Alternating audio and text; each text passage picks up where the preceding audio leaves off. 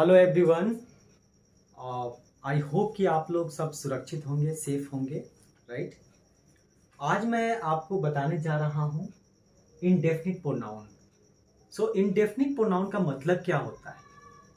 अगर हम बात करें indefinite, so we have to know कि डेफिनिट क्या होता है। डेफिनिट मतलब होता है निश्चित, राइट, जिसके बारे में हम जानते हैं। जैसे मैं कहूँ माई मार्कर, तो माई ये बता रहा है कि मेरा ही और किसी का नहीं है, राइट। तो यहाँ पे डेफिनिट हो गया। लेकिन इनडेफिनिट में ऐसा नहीं होता।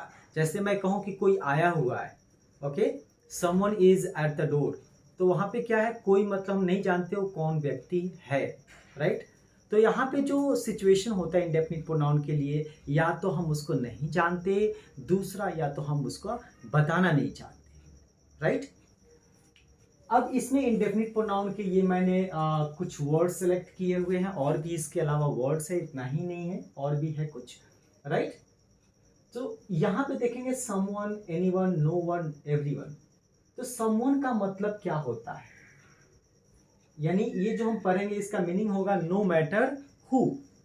हमें ये मतलब जानने की ये नहीं होती कि कौन है, मतलब, राइट, उसका नाम क्या है, इसमें इससे पता नहीं चलता। जैसे समवन है, समवन का मतलब होता है कोई, एनीवन का मतलब भी होता है कोई। तो समवन जो होता है, जैसे मैं दो एग्जांपल देता हूं, someone has come to meet me, right, या समवन हैज कम हियर, तो कोई आया हुआ है। और अगर एनीवन का यूज करूं तो कह दूंगा कि I don't know anyone in this area, right. तो दोनों में क्या अंतर है? समवन जो होता है असर्टिव सेंटेंस में यूज होता है, यानी अफर्मेटिव सेंटेंस में यूज होता है। एनीवन जो होता है वह आपके नेगेटिव और इंट्रोगेटिव सेंटेंस में यूज होता है, सेम सेंस में।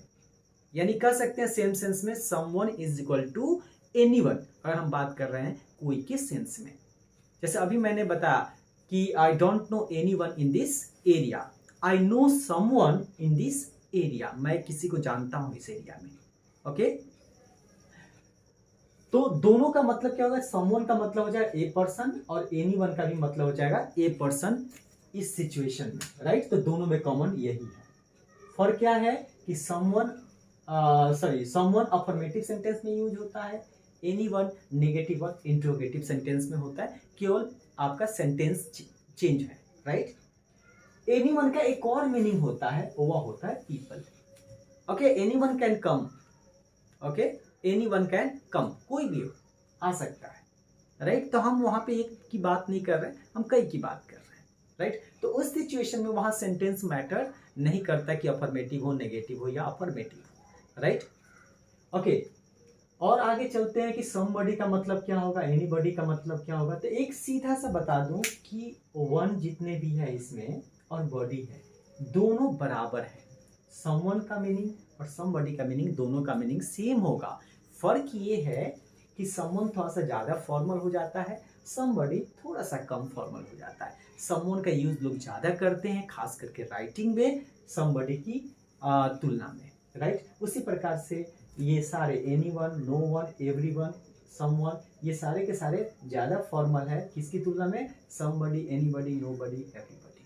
लेकिन मीनिंग के सेंस में दोनों का मीनिंग सेम है। अब आगे चलते हैं कि नो वन का मतलब क्या होता है। तो नो वन का मतलब होता है नॉट एनी वन। जैसे मैं कहूं नो वन हैज कम, कोई भी नहीं आया है। 10 लोग आने वाले थे, उसमें से कोई भी नहीं आने, मतलब कोई भी नहीं आया है। तो नो वन हम बात करते हैं खास करके पर्सन के सेंस में, राइट, ह्यूमन बीइंग के सेंस में हम इसका यूज करते हैं, राइट। अब ये चीज हो गया कि नो वन और नो बडी दोनों सेम हो जाएगा।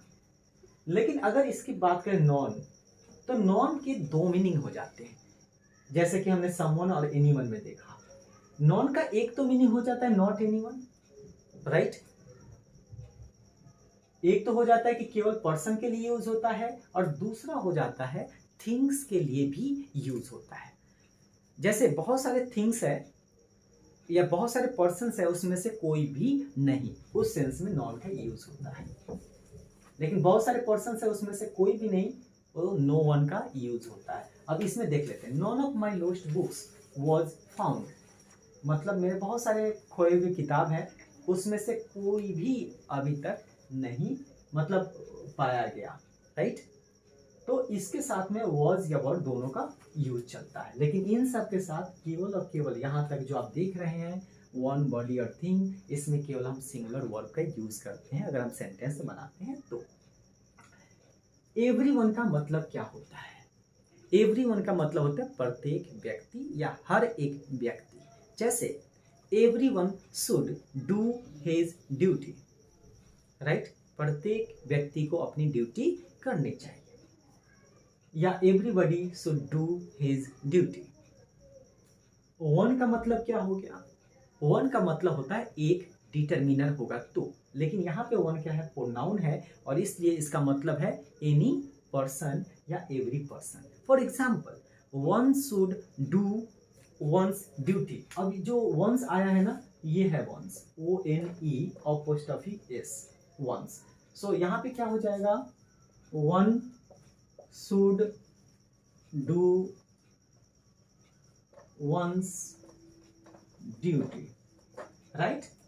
यानी हर एक व्यक्ति को अपनी ड्यूटी करनी चाहिए, तो एवरी पर्सन, राइट। तो ये वन का मतलब होता है। तो वन का मतलब यहाँ पे एक नहीं होगा अगर वो प्रोनाउन होगा तो, राइट। और वन का ही पॉजेसिव केस हो जाता है वंस। आई होप कि समझ में आ गया होगा। अब हम बात करते हैं थिंग वाले कॉन्टेक्स्ट में। तो थिंग क्या होता है? जैसे समथिंग, तो ये जो है वो थिंग के सेंस में यूज होता है। जैसे something has happened, okay, something is going wrong, कुछ चीज तो गलत हो रहा है, राइट। तो समथिंग होता है। तो समथिंग मतलब हम जो है ना थिंग के बारे में हम बात करें। Anything, anything can happen. Nothing मतलब कुछ नहीं, एवरीथिंग मतलब हर एक कुछ, ओके। ही नोज एवरीथिंग, कुछ भी पूछ दो ना, ही नोज एवरीथिंग, सब कुछ जानता है वो, हर एक चीज जानता है, राइट। अरे ही नोज नथिंग, यार कुछ भी नहीं जानता वो, okay. He does not know anything, कुछ भी नहीं जानता। ही नोज समथिंग, वह कुछ जानता है। तो हमने देखा एनीथिंग का जो यूज हमने किया, नेगेटिव में भी यूज हमने किया इसका। अब देखते हैं हम इधर साइड में ले लेते हैं। ऑल है, सम है, मोस्ट है, फ्यू है, लिटिल है और इनफ है। एक तो या तो ऐसे यूज कर लीजिए जैसे कहते हैं ना कि ऑल इज वेल, राइट, या ऑल इज फाइन, या ऐसे भी कर सकते हैं all of the students have come, all of the students have कम। तो ऑफ का भी यूज कर देते हैं ताकि ऑफ के पहले वाला प्रोनाउन हो, राइट। ऑफ एक प्रीपोजिशन है, इसके पहले क्या है? प्रोनाउन के सेंस में ये यूज किया जाएगा। Some of the students have come, most of the students have come, मतलब सम ऑफ का मतलब क्या हो जाएगा? कुछ। ऑल ऑफ कहने का मतलब हुआ सब कुछ, राइट, मतलब सारे स्टूडेंट्स आए हुए हैं। मोस्ट ऑफ कहने का मतलब है अधिकांश, most of the students have come, मतलब अधिकांश बच्चे आ चुके हैं, स्टूडेंट्स आ चुके हैं। Few, okay, few have come, मतलब बहुत कम आ चुके हैं, राइट, या few of students have come, बहुत कम। Little, little of milk is left, बहुत थोड़ा दूध बचा हुआ है। Enough of money, I have enough of money, मेरे पास पर्याप्त पैसे हैं। तो इनफ कहने का मतलब पर्याप्त होता है, राइट। तो ये हो गया आपके सेंस प्रोनाउन का। एक चीज हमेशा ध्यान रखना है कि प्रोनाउन के बाद में कोई डायरेक्ट नाउन नहीं आना चाहिए, राइट। तो आई होप कि आप समझ गए होंगे ये सब का मीनिंग जो मैंने बताया। तो आप, अगर आपको वीडियो अच्छा लगा है तो आप उसको लाइक कीजिए, कमेंट कीजिए और शेयर कीजिए, राइट। और अगर कोई दिक्कत होती है, कुछ पूछना है आपको, तो कमेंट बॉक्स में जरूर डालिए। Thank you so much.